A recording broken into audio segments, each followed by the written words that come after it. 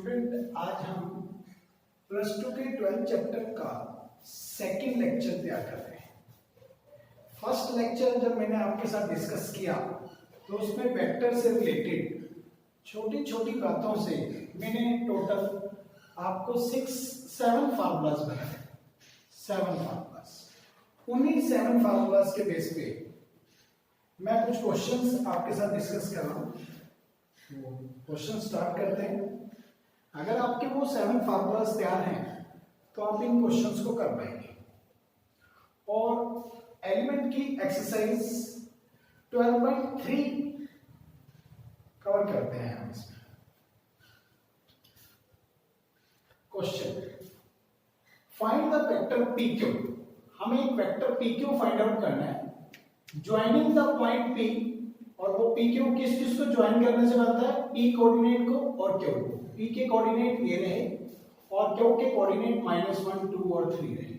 उसके बाद एक छोटा सा काम और करना है, also find magnitude of vector PQ। ये जो मॉडुलस की दो लाइंस लगाई गई हैं, इसको मैग्नीट्यूड, मॉडुलस और लेंथ कुछ भी कह सकते हैं। Also find length of vector PQ, also find modulus of vector PQ, also find magnitude of vector PQ। कैसे भी आप इसको रीड कर सकते हैं, 3 मेथड है आपके पास। स्टार्ट करते हैं। तो गिवन हमें P कोऑर्डिनेट दिया गया है, उससे हमने पोजीशन वेक्टर बनाया। P पॉइंट से पोजीशन वेक्टर बनता है, O आपको खुद डालना पड़ेगा, OP नाम रखना पड़ेगा, और वो 0i + j + 5 1 मार्क किया। फिर Q के कोऑर्डिनेट भी पता है हमें, -1, 2, 3। उससे हमने पोजीशन वेक्टर OQ तैयार किया, क्योंकि ये भी एक पॉइंट है तो इसके आगे पोजीशन वेक्टर लिखेंगे। -i + 2j + 3k।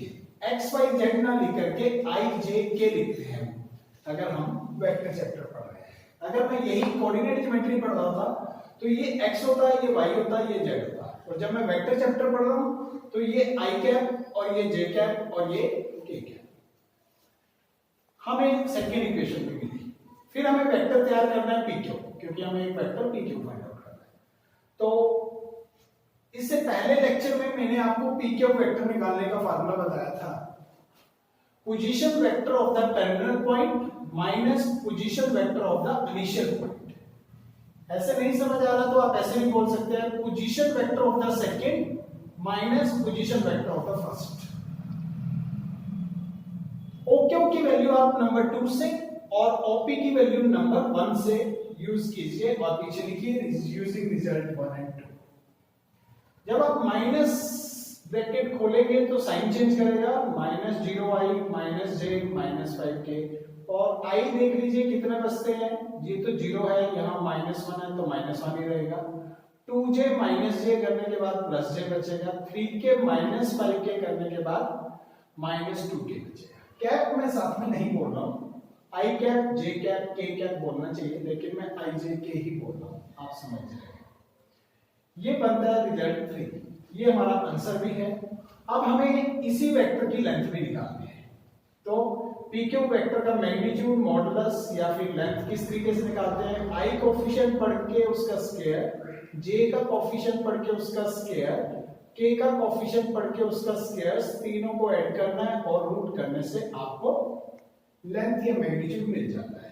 तो -1 का स्क्वायर 1, 1 का स्क्वायर 1 और -2 का स्क्वायर 4, सब ऐड करने के बाद आपको √6 यूनिट्स। यूनिट्स जरूर लिखें, जब भी कभी लेंथ निकालना है तो यूनिट्स जरूर लिखें।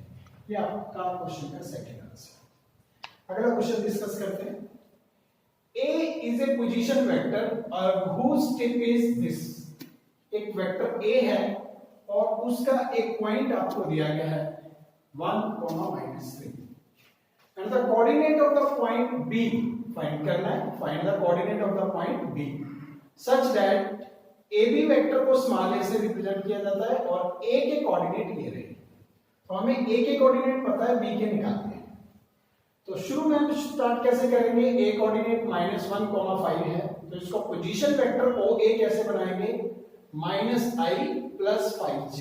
0k भी लिख सकते हैं अगर आप लिखना चाहें, नहीं तो यहाँ पे i और j ही बनता है क्योंकि ये 2 डायमेंशनल लिखा हुआ है। इस रिजल्ट को नंबर 1 मार्क कीजिए। और बी पॉइंट आपने निकालना है तो उस पॉइंट को हम x और y मान लेते हैं, उससे पोजीशन वेक्टर OB तैयार करेंगे xi प्लस yj और नंबर 2। फिर हमें गिवन है कि AB वेक्टर को स्मॉल a से माना गया और a के टिप दिए हुए थे 1, -3, तो इसलिए हमने a की जगह i-3j लिखा, i-3j, और इधर AB का फार्मूला लगाया तो final point, final position vector minus initial position vector, इस साइड फार्मूला और सामने a की वैल्यू क्वेश्चन में थी, हमने यूज की। OP की जगह हमने रिजल्ट 2 से और OA की जगह रिजल्ट 1 से वैल्यू सब्स्टिट्यूट करके सामने वही चलता रहा। माइनस को एंट्री किया तो साइन चेंज हुए और यहाँ पे i आपका बन गया। i जब ऐड करना चाहते हैं तो xi में i नहीं जुड़ सकता तो x + 1i। j जब ऐड करना चाहते हैं तो y - 5j, i - 3j equal to चलता रहेगा। जब आपके पास इस साइड भी एक वेक्टर हो और इस साइड भी एक ही वेक्टर हो और बीच में इक्वल टू साइन हो तो आप equating coefficient of i and j लगा सकते हैं। जब आप इक्वेट करना शुरू करेंगे तो i का कोएफिशिएंट x + 1 है, इधर i का कोएफिशिएंट 1 है, इसलिए ये इक्वल हुआ, तो 1 को उधर ट्रांसफर करने से 0 मिला। और जब आप j के कोएफिशिएंट कंपेयर कर सकते हैं तो y - 5 = -3 मिला और -5 को उधर ट्रांसफर करने से +5 और बैलेंस आपका 2 बचा। तो b कोऑर्डिनेट आपको क्लियर हो गया 0 और 2, 0, 2।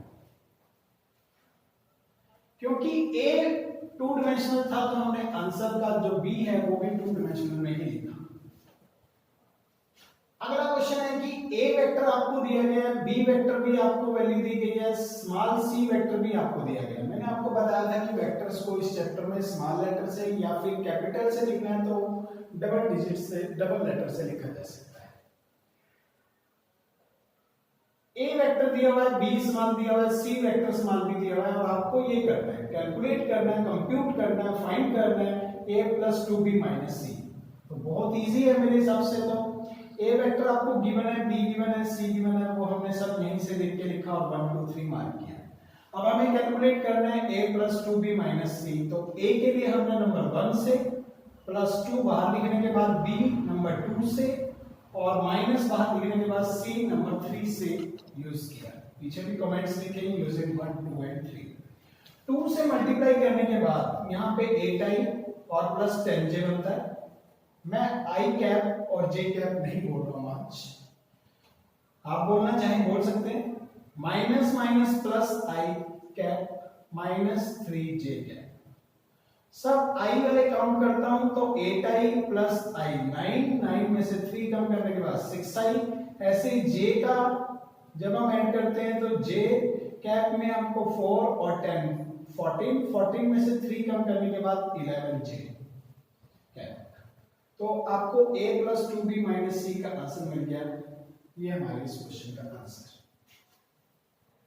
Question, next question students, if the position vector a of the point 5, n is such that vector a की length equal to 13, magnitude of vector a equal to 13, length of vector a equal to 13, और तीसरे ढंग से बोल सकते हैं modulus of vector a equal to 13, find the value of n।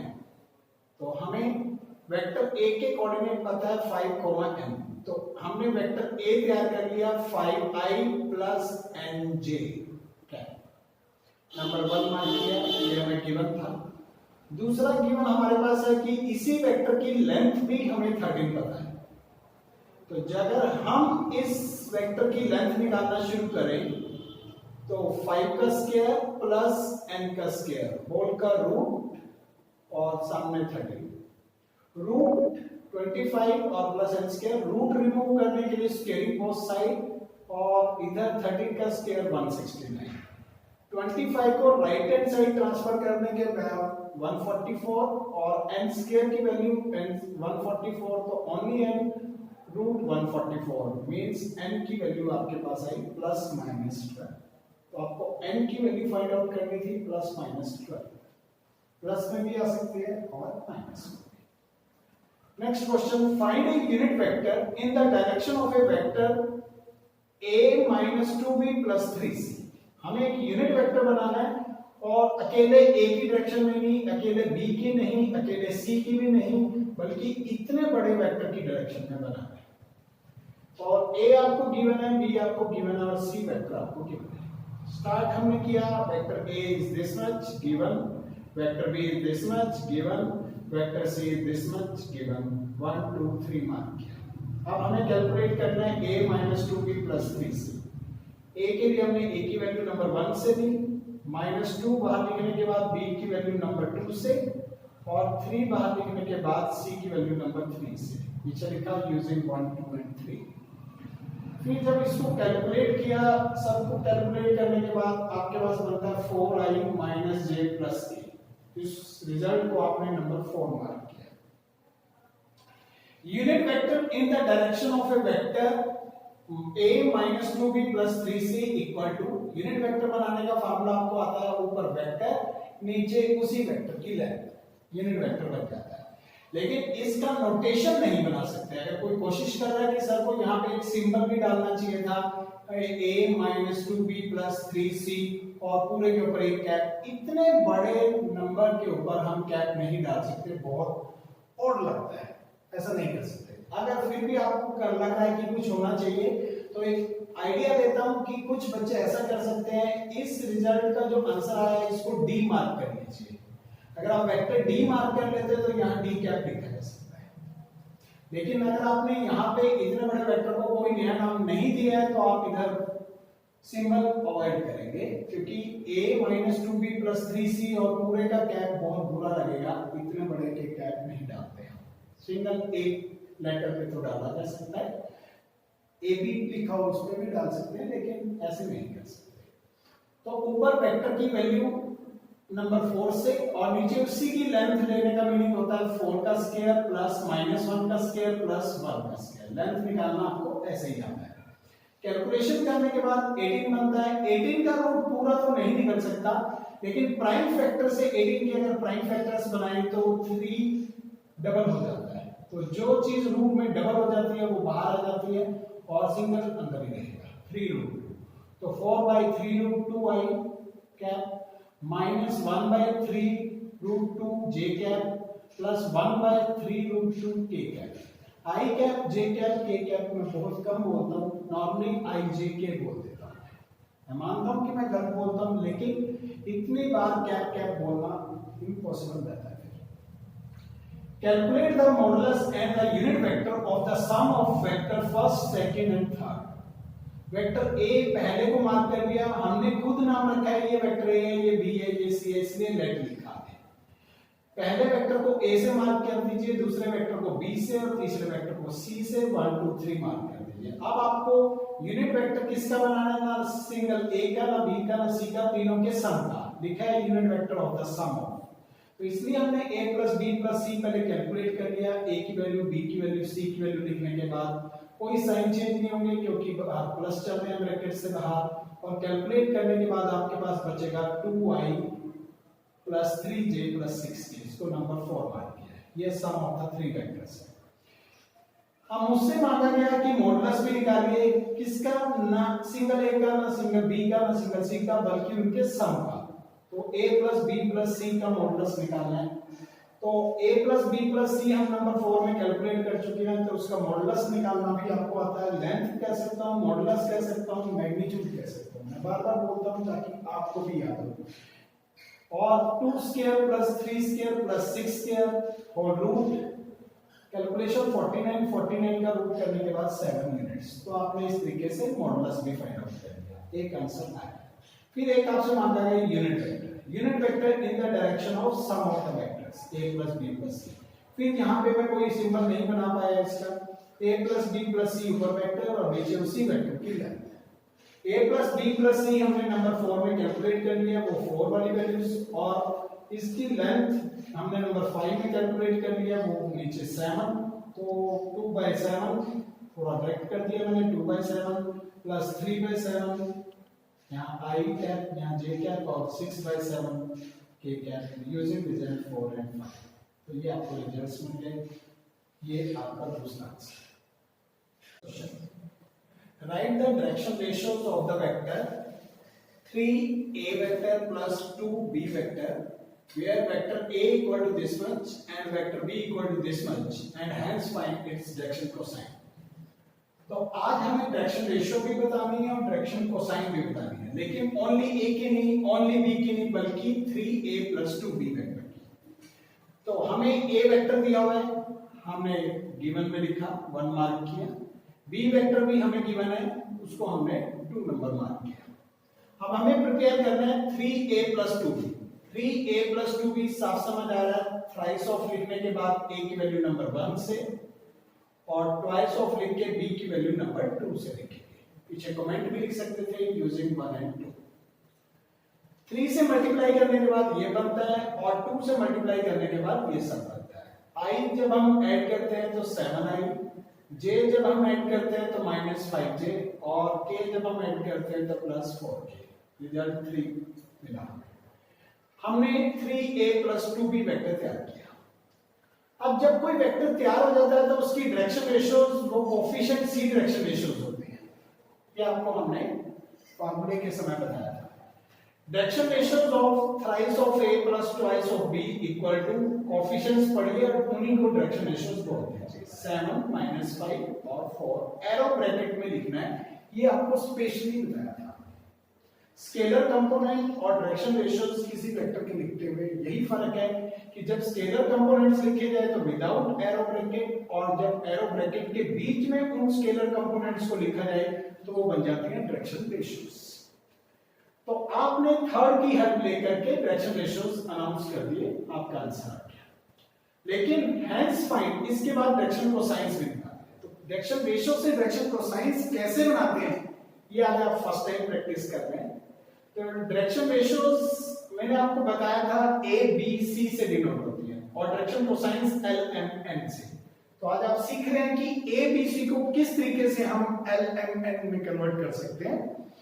तो direction ratio first और नीचे पूरे वेक्टर की लेंथ लगा दीजिए, उससे वो l बन जाता है। सेकंड डायरेक्शन रेशियो और पूरे वेक्टर की लेंथ नीचे लगा दीजिए, उससे वो b m में कन्वर्ट हो जाता है। और 4 के नीचे भी अगर पूरे वेक्टर की लेंथ लगा दें तो उससे वो वेक्टर n मतलब वो c से n बन जाता है। तो लेंथ किस तरीके से निकालते हैं किसी वेक्टर की? कोएफिशिएंट ऑफ i, j और k जो मिलते हैं उनके स्क्वायर्स ऐड करके रूट करना होता है, उस तरीके से लेंथ निकलती है। तो 7/√40 7/√90 -5/√90 4/√90 एरो ब्रैकेट में डायरेक्शन कोसाइन आई, और √90 में से कुछ बाहर निकालने की कोशिश की तो 9 × 10 यानी 3√10 में। तो ये आपको डायरेक्शन कोसाइन मिली। इनको हम एलिमेंट से डिनोट कर सकते हैं, इनको हम एबीसी से। अगर आपको चेक करना है कि ये एलिमेंट है या और ये एबीसी ही है तो एलिमेंट्स के स्क्वायर l² + m² + n² 1 बनता है। आप यहां चेक भी कर सकते हैं, बन रहा होगा। Next question, prove that the point whose position vectors are given by a vector दिया हुआ है, b वेक्टर दिया हुआ है, c वेक्टर दिया हुआ है, ये सभी पोजीशन वेक्टर्स हैं, form a right angle triangle. तो ये एक राइट एंगल ट्रायंगल बनाते हैं। मैं शुरू में पिक्चर नहीं बना पाया राइट एंगल ट्रायंगल की, क्योंकि मुझे नहीं समझ आ रहा था कि ये कौन से पॉइंट पे राइट एंगल ट्रायंगल है। बहुत देर बाद मुझे क्लियर हुआ कि ये right angle triangle at point C है, एट पॉइंट सी। किस तरीके से मैं गेस कर सकता हूं वो भी मैं आपको बताऊंगा कि एट पॉइंट सी ही मैंने राइट एंगल ट्रायंगल क्यों कहा।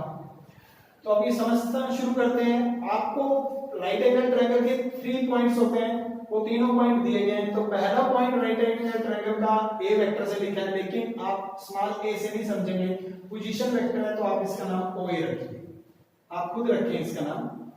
और ओबी उसमें तो टीचर ने स्मॉल ए से लिखा है, लेकिन साथ में पोजीशन वेक्टर भी लिख दिया तो उसकी कोई गलती नहीं है। तो ओबी स्मॉल बी से रिप्रेजेंट किया गया है और ओसी हमने मार्क किया स्मॉल सी से रिप्रेजेंट किया गया 1 2 3। ये हमें ट्रायंगल के तीनों कॉर्नर पॉइंट्स यानी कि ट्रायंगल के तीनों वर्टिसेस क्लियर है, OA, OB और OC। इस समय हमें ये पॉइंट्स क्लियर है, पोजीशन वेक्टर्स। फिर हम ट्रायंगल की तीन तरह की साइड्स बनाएंगे। ट्रायंगल में तीन साइड कौन कौन सी हो सकती है? साइक्लिक ऑर्डर के अकॉर्डिंग जब आप बोलना शुरू करते हैं, side AB, side BC, side C। तो पहली साइड AB तैयार करेंगे, फिर साइड BC और फिर साइड C।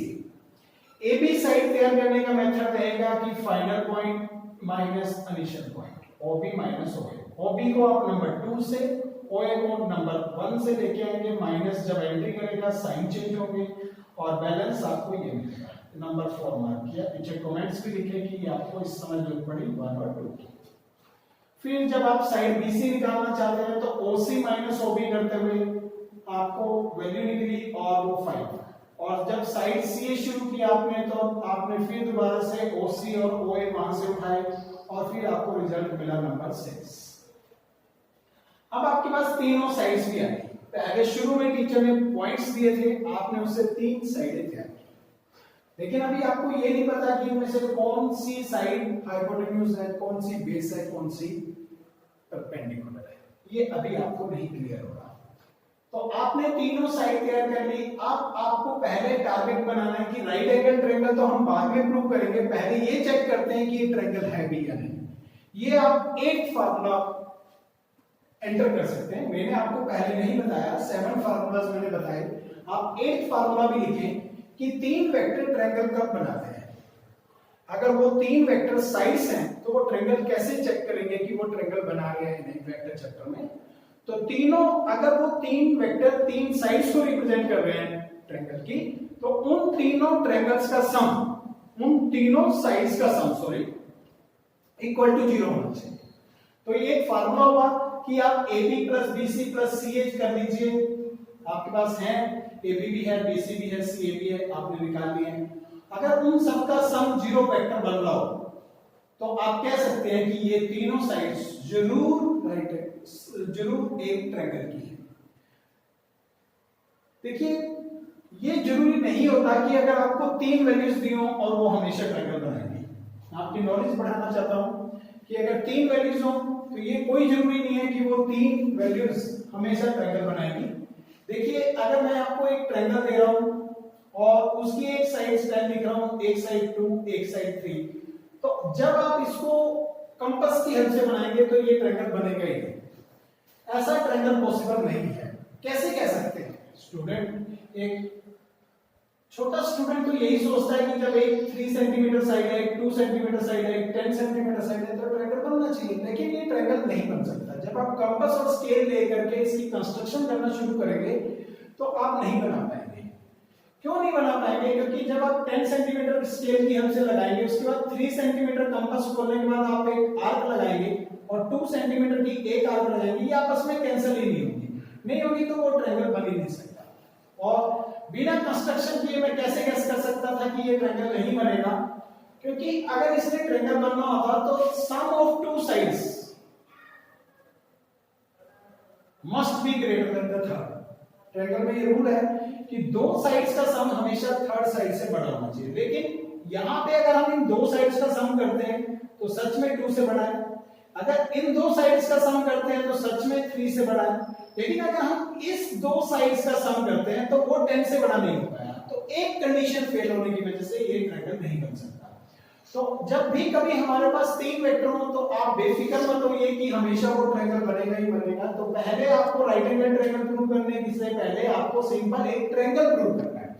तो वेक्टर चैप्टर में कैसे प्रूव कर सकते हैं कि तीन साइड्स सच में ही ट्रायंगल की साइड्स हैं? तो उसके लिए आपको इस मेथड से तो नहीं समझाना, आपने इस मेथड से समझाने की कोशिश कर रहा हूं कि तीनों साइड्स का सम वेक्टर फॉर्म में सम 0 वेक्टर आना चाहिए। अगर वो तीनों साइड्स का सम 0 आ रहा है तो वो साइड्स जरूर ट्रायंगल बनाएंगे। तो आपने एक ट्रायंगल तो प्रूव कर दिया। अब लास्ट टारगेट आपका है कि राइट एंगल ट्रायंगल कैसे करेंगे।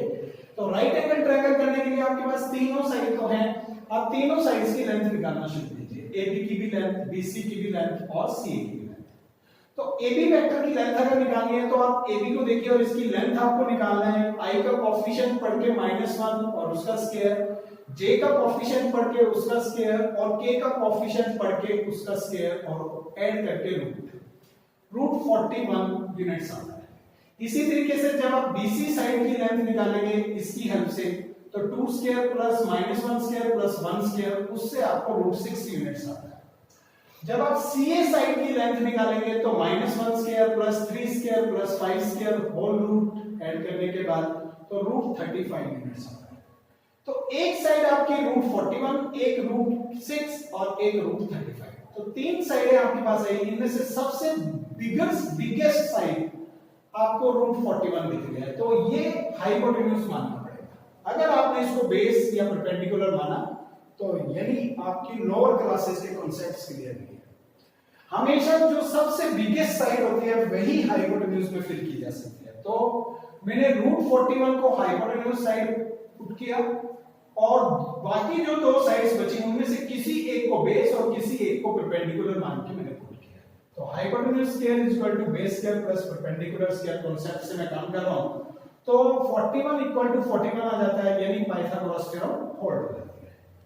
तो जैसे ही पाइथागोरस थ्योरम होल्ड होती है कि h square is equal to b square plus p square, तो एक ट्रायंगल तो मैं पहले ही प्रूव कर चुका था। पाइथागोरस थ्योरम के होल्ड होते ही ये ट्रायंगल एक ऑर्डिनरी ट्रायंगल नहीं रहा, अब ये राइट एंगल ट्रायंगल बना। तो हमने बोला कि sides AB BC CA form a right angle triangle, तो अब ये राइट एंगल ट्रायंगल बनाने लगे। Next question students, the three vertices ABC of a parallelogram ABCD are this much and this much respectively। तो पहला वर्टेक्स A, B और C तो आपको गिवन है, find the coordinate of the vertex D। तो fourth vertex D आपने निकालना है, लेकिन पिक्चर पैरेललोग्राम है, तो पैरेललोग्राम नॉर्मली इसी तरह की शेप से बनाना चाहिए। A B C आपको पता था और D आपने लेट किया है x y। तो कैसे स्टार्ट कर रहे हैं? In parallelogram given first vertex A equal to this much, position vector तैयार कर लेंगे आप इससे OA और -2i -j। सेकंड वर्टेक्स आपको 3 0 दिया गया है, तो इससे आप पोजीशन वेक्टर तैयार करेंगे 3i + 0j, number 1 number 2 mark करेंगे। थर्ड वर्टेक्स आपको 1, -2 दिया गया है, तो इससे OC तैयार होगा i - 2j, नंबर 3 मार्क करेंगे। और fourth vertex D xy let करेंगे और उससे पोजीशन वेक्टर OD तैयार होगा xi + yj, नंबर 4 मार्क करेंगे। अब आपको एक नया फार्मूला सीखना है। वी नो ए फार्मूला, हम एक फार्मूला जानते हैं, इसको भी आप फार्मूले की लिस्ट में एंट्री कर लेंगे। पहले आपको एक दो फार्मूले मैंने पहले बताए, 7 में पहले बता चुका हूं, आज के लेक्चर में 2 और आए, 8th और 9th। अब ये 10th फार्मूला हो सकता है अगर आप लिस्ट बना रहे हैं तो। We know a formula in parallelogram ABCD कि हम अगर पैरेललोग्राम ABCD की बात करें तो opposite sides are equal and parallel to each other. हम जानते हैं कि अगर पैरेललोग्राम है तो अपोजिट साइड्स इक्वल भी होती हैं और पैरेलल भी होती हैं। तो उस नॉलेज से अपोजिट साइड अगर AB की बात करें तो AB के इक्वल आपको BC लगेगा। अगर आपने CD बोला गलत हो जाएगा, क्योंकि AB बोलते समय आपका वेक्टर ऐसे मूव कर रहा है, तो उधर जो पैरेलल है तो उधर आपको DC ही बोलना है। अगर आपने CD बोल दिया तो क्वेश्चन गलत हो जाएगा। यहाँ प्रिकॉशन ध्यान से DC ही बोलना पड़ेगा। अगर आप BC बोलते तो इधर से आप AD बोलते। कोई सी दो साइड्स आप कहेंगे कि वो पैरेलल भी हैं और इक्वल भी हैं। तो AB कैसे कैलकुलेट करते हैं? OB - OA। और BC कैसे कैलकुलेट करते हैं? OC - OB। OB, OA, OC, OD चारों की वैल्यूज आपके पास है, सब सब्स्टिट्यूट कर दीजिए यूजिंग 1, 2 and 3 and 4। तो इससे आपको ये रिजल्ट मिला। अब एक वेक्टर आपका लेफ्ट हैंड साइड है, एक ही वेक्टर आपके राइट हैंड साइड है और बीच में इक्वल टू साइन है, तो आप यहां पे लिख सकते हैं equating coefficient of i and j।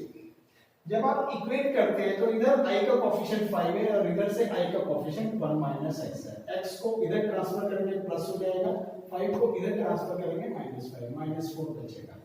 Similarly जब आप y कंपेयरिंग करेंगे, सॉरी j कंपेयरिंग करेंगे, तो आपको 1 इक्वल टू -2 -y के लगेगा और y को इधर ट्रांसफर करने से +y और -2 और -1 -3 बनेगा।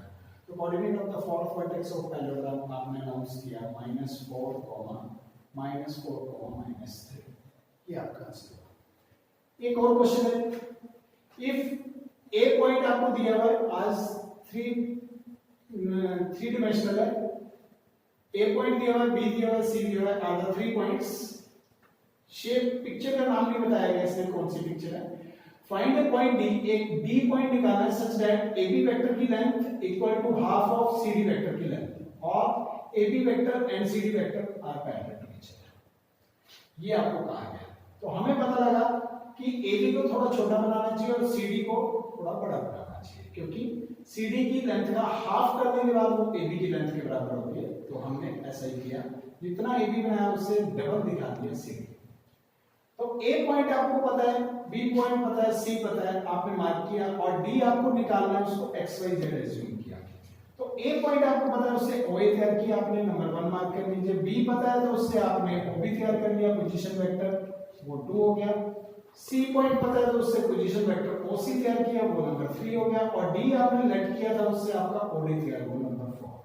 अब आपको गिवन था कि AB वेक्टर की लेंथ और equal to half of CD vector की लेंथ और दोनों पैरेलल है। तो आपने इन दोनों को मर्ज करके रिजल्ट बना लिया कि AB vector equal to half of CD, क्योंकि ये पैरेलल भी है और लेंथ में भी इक्वल है, तो आप ऐसा लिख सकते हैं। तो AB की जगह आप OB माइनस OA करेंगे और CD की जगह आप OD माइनस OC करेंगे। वैल्यू सब्स्टिट्यूट करेंगे 1 2 3 4 से और यहां फिल कर दिया। माइनस को एंट्री करने के बाद और कैलकुलेट करने के बाद मैंने डायरेक्ट लिखा है, यहाँ पे थोड़ी जगह कम थी इसलिए मैं ज्यादा बड़ा भी लिख पा रहा था। तो 2 माइनस 2 0 बनता है और माइनस 3 और ये माइनस एंट्री करने के बाद माइनस j बनेगा तो माइनस 4 बनेगा, 4 और ये माइनस 3 बनेगा तो ओनली k बनेगा। इसी तरीके से x और ये माइनस माइनस प्लस हो जाएंगे, x प्लस 1 i हो जाएगा। j में जब आप देखेंगे तो y माइनस 2 के साथ j हो जाएगा और z माइनस 7 के साथ आपका k। अगर आपको ये समझ नहीं आ रहा तो आप एक्सपेंड करके खोल के देख लीजिए, आपको यही मिलेगा। अब आपको लेफ्ट हैंड साइड भी एक वेक्टर दिख रहा है, राइट हैंड साइड भी एक वेक्टर दिख रहा है, तो अब आप लिख सकते हैं equating coefficient of i, j and k। जब आप इक्वेट करना शुरू करते हैं तो i का कोएफिशिएंट इधर 0 और इधर x + 1/2 मत भूल जाना। ऐसे j के कोएफिशिएंट को कंपेयर करते हैं तो -4 और इधर से y - 2/2 और ऐसे ही 1 = z - 7/2। क्रॉस मल्टीप्लाई करके आपने 2 उधर ले दिया, क्रॉस मल्टीप्लाई करके -8 हो गया, क्रॉस मल्टीप्लाई करने से 0 किया। फिर x को लेफ्ट हैंड साइड बुलाने के लिए आपने -x किया और 0 को इधर ट्रांसफर करने के बाद आपको x की वैल्यू -1, y की वैल्यू -6 और z की वैल्यू 9। तो आपको फोर्थ वर्टेक्स d पता लगा, -1 -6 एंड 9। अब हमारा ये आंसर है। लास्ट में स्टूडेंट्स में आपको असाइनमेंट नंबर 27 दिया है। इसमें मैंने टोटल 9 क्वेश्चंस आपको दिए और सभी के सभी उसी फार्मूलास के बेस पे हैं और इन 9 के 9 क्वेश्चंस के आंसर भी मैंने लिख दिए। तो आप इनको चेक कीजिए, करिए। अगर कोई प्रॉब्लम आती है तो आप मुझे कॉल कीजिए। और एक रिक्वेस्ट और करना चाहूंगा, जब आप मेरी वीडियो देखते हैं कभी भी आप मुझे कमेंट नहीं करते। आपके कमेंट्स हमारे लिए एक एनर्जेटिक डोज का काम करते हैं। जब आप पॉजिटिव कमेंट देते हैं कि sir well done, well explanation या फिर एंजॉय दैट वीडियो वगैरह वगैरह, जो भी आप कमेंट्स देते हैं तो उससे हमें एनर्जी मिलती है। तो स्टूडेंट्स, मैं सच में चाहूँगा कि अगर आपको कोई वीडियो अच्छी लगती है तो आप मुस्कुराते समय जरूर कमेंट्स में दिया